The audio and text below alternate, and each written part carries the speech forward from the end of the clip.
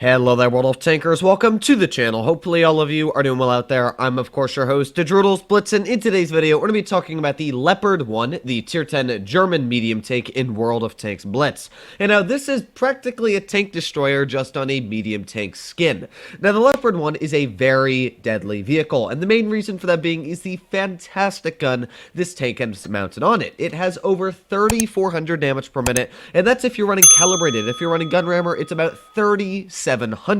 Not only does it have a lot of damage per minute, the accuracy at .272 is through the roof. It's got great aiming time at 2.8 seconds, and when you add all these values together with the pretty solid penetration values on the standard and premium, this tank is one of the deadliest vehicles out there on the battlefield, especially if you let it shoot at you. Even with calibrated, I have more DPM than your average tier 10 medium does running gun rammer. The Leopard 1 is an extremely strong tank. Although, is it really a medium? I kind of count it as a light tank or a tank destroyer because it has literally no armor. The frontal plate can't be penetrated with high explosive unless you have HESH, but the side armor, the lower plate, and the rear can be easily HE'd by pretty much any shells in the game, even tier 9 medium tanks, which isn't great. However, that does not necessarily mean that this is a bad vehicle. So, of course, in today's video, we're going to be pulling out the Leopard 1 and seeing just how much damage we can cause to the enemy team in the tank destroyer. Now, the Leopard, I would have to say, is one of the most unique play styles in the game. A lot of people actually grind this tank line, which I find weird, because this is possibly one of the hardest lines to not only grind, but when you get to the tier 10, one of the hardest tier 10s to play in the game. It's very mobile, goes over 60 kilometers per hour, which is great, but it also has the issue of no armor. And to get that armor, you want to run a vehicle like an E50M, I'd say, when you start off in the game, especially because literally the turret is also just a beanbag. So we're going to see what we can do here. What does the enemy team have? Well, they got a Leopard 1, E50M. They really don't have that many fast tanks, which means I'm going to do something risky. I don't do this a lot, but we've got mobility, and with that mobility, I'm going to try and make my way up the middle hill. We're faster than pretty much any of the enemy vehicles, so there you go. Made my way up the hill, which is very, very lucky. And get another shot into the Leopard. There you go. E5, finish him. Good. That is exactly what I wanted, because, of course, getting up this hill is one of the trickiest things in the game. Now, we did get hit by that T-57 Heavy, who was trying to hit me very, very hard, but at the same time, he just lost 360 health trying to shoot me there. And if we just wait here, we should not be shot by any tank destroyers. We've got our 5A off to the side as well. It is a tricky position I'm in, though. Really, what you optimally want to do is get around and go to the other side of the rock, but that's a little bit tricky in the current position I'm currently sitting in. But we got one nice shot into the 100's turret. Maybe we'll be able to get another. It's going to be, you know, quite tricky on what I'm trying to do. But there you go. Another nice tap into the T110E5. We are just bullying their tier 10s as it currently is and stands. However, again, it is quite tricky on where I've positioned my tank. We've got the E50M off to the side, who got a nice snap into the E50M. There's the Grill 15. So we can't back up really anymore because, yeah, that's a deadly tank. Now, we've also got 57 Heavy right off to the side. We got the E50M again. Another nice snap into the E50M. We actually out-reload him as well. The issue is not the E50M. It's also like the 57 Heavy right there. Another nice tap into the E50. Like, you can see that this vehicle's gun is actually ridiculous how much DPM it's able to get out so quickly. We got the Grill off to the rear, who is detected, and with that, we've got just enough health to maybe take a shot from the enemy 183. So we're going to poke this safely. We're going to get a nice snap into the Grill, put on our adrenaline. Hopefully we are not detected. I'm not sure if we are, but it's risky poking that, of course, because if I am detected, I don't want to be hit. I'm not sure how many meters away that guy is, but we're going to poke this a little bit safely. We've also got the 183 over there, but we're going to try and take a little bit of a blind shot right there. That probably hit. It looks like it did, so we're going to take one more. Oh, no, no, no, no, no. I was going to take another shot, but of course, with me being detected, probably a bad idea. So, yeah, I'm going to wait. This is really, really tricky because the 183 could easily, any moment, just, you know, absolutely slapper my hit points away. So we're going to try something a little bit sneaky. We're going to come up behind the enemy Grill and maybe the FE Tune 5B183. If we pop up over here, this should be a very easy little bit of a flank. We might also spot like the 183 out in the open, but I'm really thinking that we can come up off to the side. Oop, there's actually the Grill. Speaking of the devil, aim. There you go. Beautiful shot going exactly in between everything I wanted it to and hitting the grill 15. Now we've also got the 183 back there, who we somehow managed to bounce. That's kind of a suck, isn't it? But we've got the 183. Quite deadly tank, right? Yeah, don't want to be necessarily hit by that. However, we are hitting him quite easily. Let's get one more shell in. There you go. Another shot into the FV2 and 5B183. And as you can see, the first game, over 4,200 damage. And it showed an excellent example on how the Leopard 1 can be played. I read the lineup right at the beginning, and I noticed that all they had was an E50M and a Leopard 1, which of course are very deadly.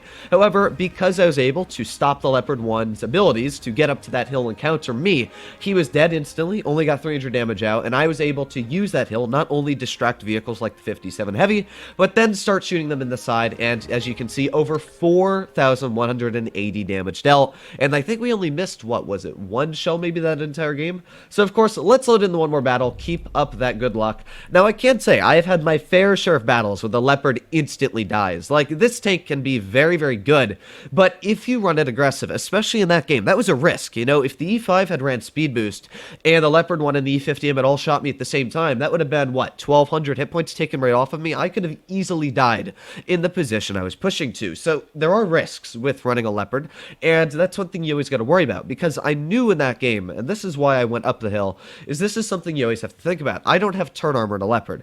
I've got very, very weak hull armor, so pretty much I've got non-existent armor. And if I was to try and work the hill's gun depression, of course I'm going to be tapped in the turret every time. If I were to try to flank, I had the chance of running into a heavy tank that I couldn't fight, or the tank destroyer in the back that would shoot me. So the best advantage I would have had, and the best scenario that I thought in my mind, was to possibly get up the middle, and as you saw in that game, it worked quite well.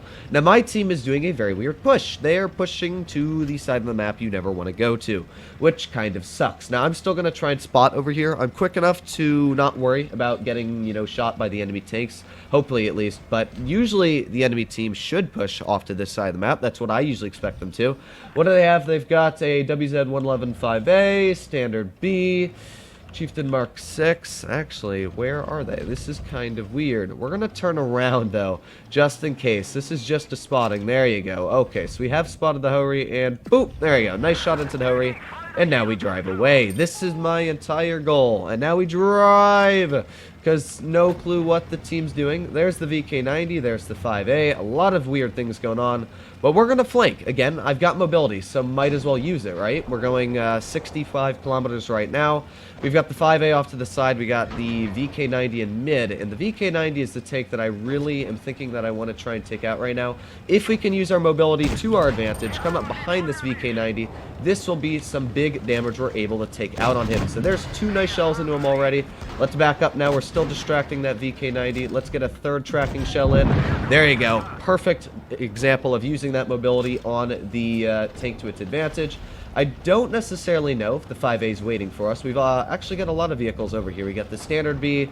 There's the WZ-111 5A. I'm going to make my way up the hill, hopefully not getting detected, because this is very, very risky. You can see I've got my whole butt exposed to the enemy team, but looks like we were able to do it quite safely. We got the 5A showing his big lower plate, so let's get a shell into that. Not sure if we're going to be able to do it again. However, the position I'm in right now is actually quite good.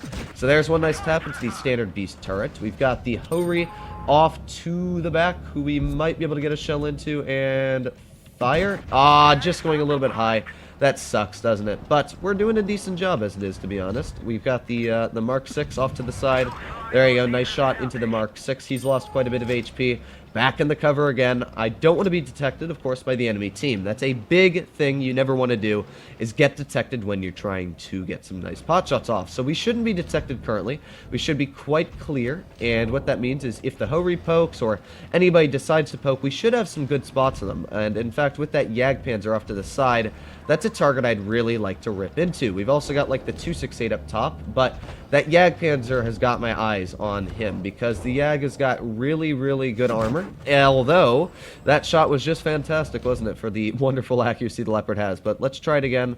There you go. That shot looking like it actually went where I wanted it too. Maybe we can spot the enemy Yag. Doesn't look like we're able to, though. We've got the Mark 6 off to the side. Another nice snap into him. Back in the cover once again. We were detected, but not too bad of a problem. We've also got the Yag aiming at me, so let's not poke that, you know. A little bit of safety again. I want to have some sort of safety net, but the issue is, as you can see, my team is just getting absolutely butt-smackered, which isn't what you want in your team. So I'm going to try and support them to the best of my abilities. Once again, we've got that 5A off to the side. We've got the 268 right there, who has just managed to take out my teammate. Let's get one shell into the 268. Trying the best I can, of course, but it's falling apart very, very quickly. Let's get another shot into the 268. Ooh, wow, quick reload. Very unfortunate for me. I actually thought that it was going to take a little bit longer to reload, but at least I can say that we've done our job this game. You know, I did a decent amount of damage. You know, I was able to support the team, and unfortunately, while the team did, like, instantly fall apart, there's really nothing I could have done about that. So what I'm going to do is I'm going to have a last stand right here. We're going to wait for that 5A to most likely pop over. And when he does that, we should easily be able to take him out. So here we go. And then yeet and boop. Oh, come on. No, no, no. This is not allowed. We're going to take this guy out. You going down. Goodbye. That's not allowed in my vocabulary. We've also got like the standard B right here. But yeah, not much we could have done by the end of this battle. Still 4,500 damage dealt. We played it like a tank destroyer, and that's how you want to play your Leopard 1. Because, of course, if your team's going to lose, as I've said with other very lightly armored vehicles, this is pretty much a glass cannon. It's a tank destroyer with really good mobility. And as you saw there, I flanked. I was able to support my team, but yeah, a Jagdpanzer doing 0, a Kron only getting out 800. That's not what you want for your team. Our team split up, no clue what they were doing, and because of that, there wasn't really much I could have done right from the beginning. As you saw, I tried to spot the Hori. I knew which way they were going, but yeah, there's really nothing you can do. So I used my mobility at the beginning to take out the VK-90. That was great. They were already down a tank. I was also able to use the excellent accuracy on this gun to snipe the enemy tanks as they were trying to shoot my teammates, but we really couldn't do the most possible to win that game, but I won't complain because 4,500 damage is not a bad amount. Now, the Leopard 1 is a fantastic tank. It's a really fast vehicle, really fun, and with that great damage per minute, it is a game-changing tank if you can get it in good scenarios. Now, of course, you can't win a game like that that's a 1 versus 5 or whatever, but it is a really strong tank. I would definitely suggest not to grind this line, though. Even if you are more of an experienced player, this is just one of the most tough and annoying grinds in Blitz. So hopefully you enjoyed today's video. If you did and you want to see more like it, please consider smashing that subscribe button down below. But other than that, hopefully all of you are doing well out there. Stay happy, stay healthy, and to be seeing you in the next one.